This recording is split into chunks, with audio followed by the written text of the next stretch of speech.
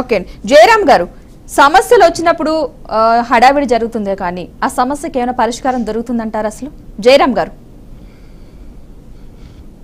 రేవంత్ రెడ్డికి డైరెక్ట్ గా ఇప్పటికైనా సంక్షేమాల మీద కేర్ తీసుకోవాలి. నెంబర్ 1, సంక్షేమ హాస్టల్లో ఉన్న డిఫిషియన్సీ ఏవైతే ఉన్నాయో ఆ డిఫిషియన్సీని ఇప్పటికైనా క్లియర్ చేయగలిగి ఉండాలి. నెక్స్ట్, సంక్షేమ హాస్టల్ అనగానే వీళ్ళు ఒక డిపెండెన్స్ కాదు, వీళ్ళు ఒక భారతదేశ పౌరులు, తెలంగాణ లోపల కీలకమైన వ్యక్తులు, వీళ్ళు చదువుకోవాలి, వీళ్ళ బాగోగులు మనం చూసుకోవాలనే జ్ఞానం అనేది ఉండాలి. అది ఏమీ లేకుండా రేవంత్ రెడ్డి ఇప్పుడు చేస్తున్న పని ఏంటంటే ఓన్లీ తను పార్టీలలో ఇతర పార్టీల మీద మాత్రమే కాన్సన్ట్రేషన్ చేస్తూ అక్కడ ఎమ్మెల్యేలను ఎమ్మెల్సీలను మీరు తీసుకొచ్చే ప్రోగ్రాం పెడుతుంది తప్పితే ఈ అంశాలు కానీ, విద్యార్థుల అవకాశాలు కానీ, విద్యా విధానం మీద కానీ, విద్యార్థుల చదువు మీద కానీ, అక్కడ ఆడపిల్లల ప్రొటెక్షన్ విషయం కానీ, వాళ్ళ ఆహార విషయంలో కానీ, వాళ్ళకు ఎలాంటి మాల్ న్యూట్రిషన్ ఉంది, ఎలాంటి విటమిన్ డిఫిషియన్సీ ఉంది, ఎలాంటి ఇబ్బందులు పడుతున్నారు, ఇవేమి వాళ్ళు ఏది పట్టించుకోవట్లేదు. దుర్మార్గం ఏంటంటే ఇదేమీ పట్టించుకోకుండా ఓన్లీ క్లియర్ కట్ గా తను ఆలోచించే విధానం ఏంది?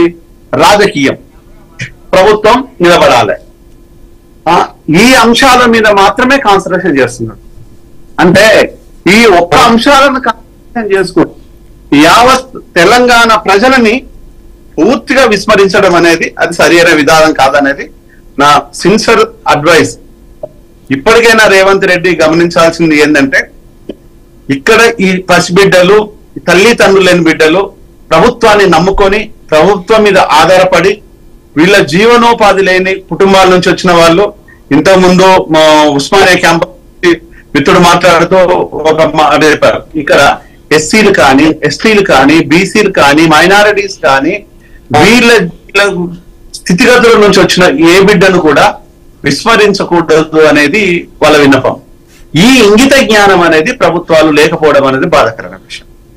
అంటే ఈ రోజు నేను పదే ఒకటే చెప్తాను, ఇది అదే గత ప్రభుత్వం చేసిన పొరపాట్లు ఏంటంటే వీళ్లను విస్మరించటము, పెద్ద ఎత్తున స్కూళ్లను బంద్ చేసేసి అరాకొర స్కూళ్లను ఓపెన్ చేసి మేము గొప్ప చదువులిస్తున్నామని చెప్పి ఒక భ్రమతో పెట్టేసిండ్రు. ఇప్పుడు రేవంత్ రెడ్డి వచ్చేసి లేదు ఇది ఏది మాట్లాడినా ప్రతిపక్ష కుట్రలాగా ఇంకొక డ్రామా ప్లే చేస్తున్నాడు.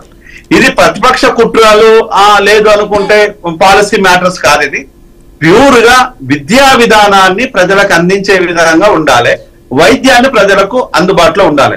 ఇది ఉన్నదా అంటే ఇది ఓన్లీ మాటల వరకే పరిమితం అయిపోయింది. గత ప్రభుత్వం కానీ ఇప్పుడున్న ప్రభుత్వం కానీ మాటలతోని పరిమితం కాకుండా ప్రజలకు పూర్తి స్థాయి లోపల విద్యా వైద్యాన్ని అందించాల్సిన బాధ్యత ప్రభుత్వాలకు ఉంటది. ఈ ప్రభుత్వాలకు ఉంటదనే విషయాన్ని వీళ్ళు మర్చిపోవడం బాధాకరమైన విషయము. ఆర్టికల్ 38A ఏం చెప్తుందంటే ఈవెన్ ప్రైవేట్ ఎడ్యుకేషన్ లో కూడా, ప్రైవేటు వైద్య సంస్థలలో కూడా ఉచితంగా వైద్యాన్ని, విద్యను ప్రజలకు ఇవ్వాలి.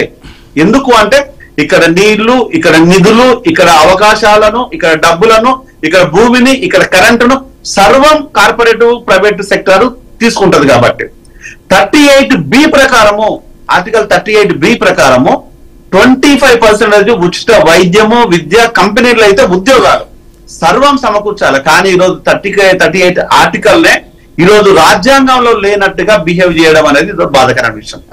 ఈ రోజు రేవంత్ రెడ్డి కాన్సన్ట్రేషన్ అంతా, పూర్తి స్థాయి కాన్సన్ట్రేషన్ అంతా ఇతర ఎమ్మెల్యేల మీద ఉన్న కాన్సన్ట్రేషన్ ఇక్కడ విద్యార్థుల మీద లేదు, ఉద్యోగస్తుల మీద లేదు, నిరక్షరాస్యుల మీద లేదు, ఇక్కడ అన్ఎంప్లాయ్ మీద లేదు, ఇక్కడ అవకాశాల కోసం చేజిక్కించుకోవాలనుకున్న వాళ్ళ మీద లేదు.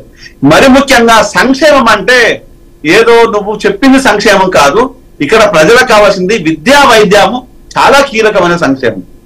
అది నువ్వు ఎందుకు సమకూర్చావు? మీరు ఎందుకు ఇవ్వరు? మీ ఇంట్లోకి వెళ్ళి సొమ్ము ఎవరికి ఇవ్వట్లేదు కదా, నువ్వు కష్టం చేసి ఎవరికి ఇవ్వట్లేదు కదా.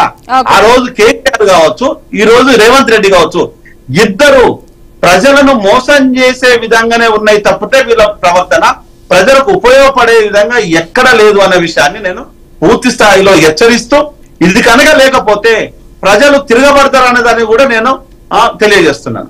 ఓకే జయరామ్ గారు. ఒక దర్శన్ గారు మీరు